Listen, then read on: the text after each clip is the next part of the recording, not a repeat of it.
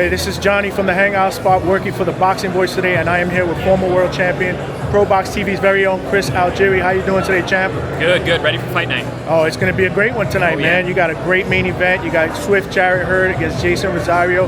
Do we expect fireworks in this fight? Absolutely. I mean, this is the highest level from both corners that we've had on our TV air. You know, we've had former world champions before.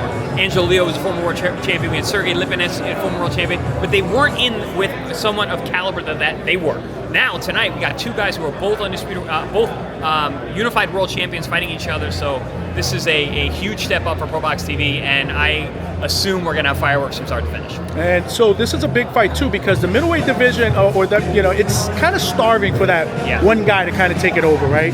Do you think that this fight, the winner of this fight, has a potential to do that? Mark my words, the winner of this fight gets the title fight. Wow. I'm telling you right now, this platform for ProBox TV has shown that. Guys fight on our air, the next fight, time you see them, they're in a big fight. Angelo Leo just actually won a world title coming off our air. He fought here 3 times, very next fight he fights for a world title on ESPN, he wins. You know, so this is becoming that kind of place. When you have two guys that are this caliber, they're making their quote-unquote comebacks now.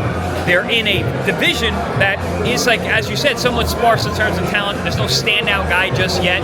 And then you got a guy like Jarrett Hurd, who's got a great name, he's got a great resume. You got Jeison Rosario, same thing.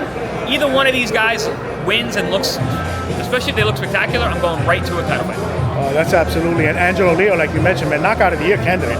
Yeah, absolutely. And against who he did it against. So that's Bernardo Lopez. So knockout of the year, yes. You just take that clip. You take the guy getting hit left hook, boom, he flat on his back, hits his head, bang. Oh man, what a great knockout. But you put it in the context of what happened. Underdog, 3.5 to 1 underdog, coming in off of a 2-year layoff. Nobody knew where he was. Comes out of nowhere, former world champion. Comes up a weight class. Fights a guy Bernardo Lopez, who's in his 4th, 5th title defense. And then for him to do what he did that night, fight of the year, no doubt. Oh, that's crazy. So knockout of the year, excuse me. Yeah, absolutely. So 2 hot topics. So this week, Turki said on a podcast that nothing is impossible when it comes to possibly meeting Canelo's monetary demands for a future fight with Crawford and maybe Benavidez. What do you think about that? And do you think that something like that is likely to happen? I mean, listen, he named 2 fights. The Crawford fight, I think, is maybe harder to make because Crawford. I mean, Canelo has literally come out and said that fight doesn't really do anything, doesn't interest me. If they throw enough money at it, sure. I mean, that fixes a lot of things. The Benavidez fight, I don't know. I know a lot of my contemporaries that Boyman Aji over there says that fight never happens. I think if there's enough money involved and there's certain stipulations that can be thrown in, you know, in terms of same-day weigh-ins, those kind of things, those kind of stipulations that can be made contractually, which Canelo will have the power to do, that fight could happen. But it's funny because I interviewed David's father, Jose Benavidez Sr., a couple weeks ago. It's almost like they're over it. Like they're ready to move on, but they still want that fight. Of course. You know, and I think that's the fight that needs to be made.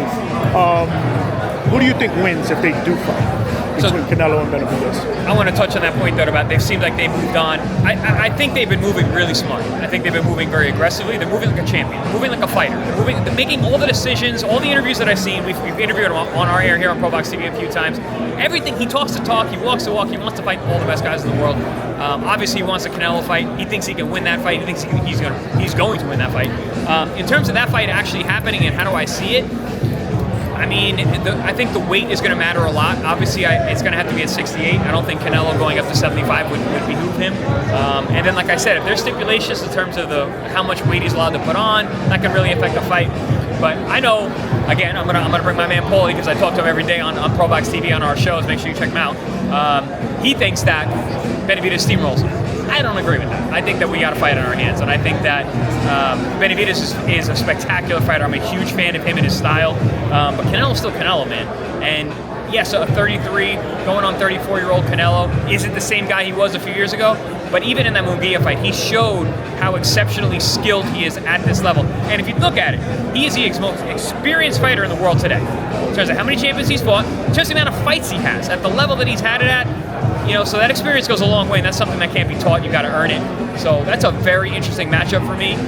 I mean, we're far away from ever making that happen, but if it were to happen, I don't see it as a guaranteed win for either guy.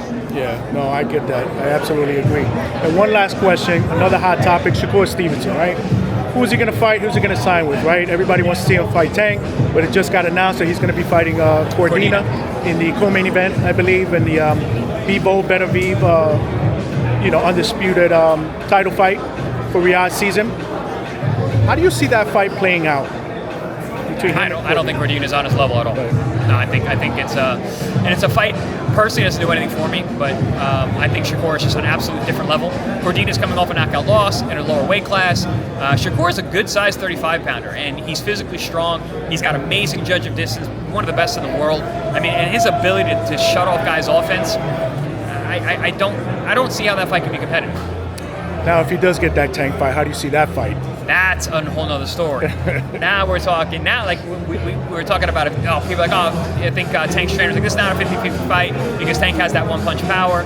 If Shakur falls behind, how's he going to get back? Well, Shakur doesn't generally fall behind, and Davis tends to start slow. He's picking up, he's analyzing what's going on. He's a very high boxing IQ as well. People don't give him credit for that. Tank can box. But Shakur's ability to, like I said, to judge distance and disarm his opponents is his best ability. Probably the best in the world at doing that. That's a matchup, man. It needs to happen. It needs to happen soon. It needs to happen soon. These guys can't be 34 years old when this fight happens. They need to be doing this, sub 30. I know Tank's almost 30 now, right? Or he is 30. Yeah. Either way, it needs to happen now. It needs to happen in the next year. Yeah. No, absolutely. I would personally go with Shakur. I know it's not the popular opinion. A lot of people are picking Tank, but in my opinion, you can't hurt what you can't hit. And I think he's one of the most gifted defensive fighters that we've seen today. Teddy Atlas had a great analogy. He said, it doesn't matter how much artillery the Tank has. If it can't deliver it, can't get to the target, it don't matter. So that's why defense, all the best fighters in the world have great defense. Yeah. So defense is usually what separates people. Champ, always a pleasure, man. I love watching you on ProBox. A huge fan. Thank you for your time. Anytime.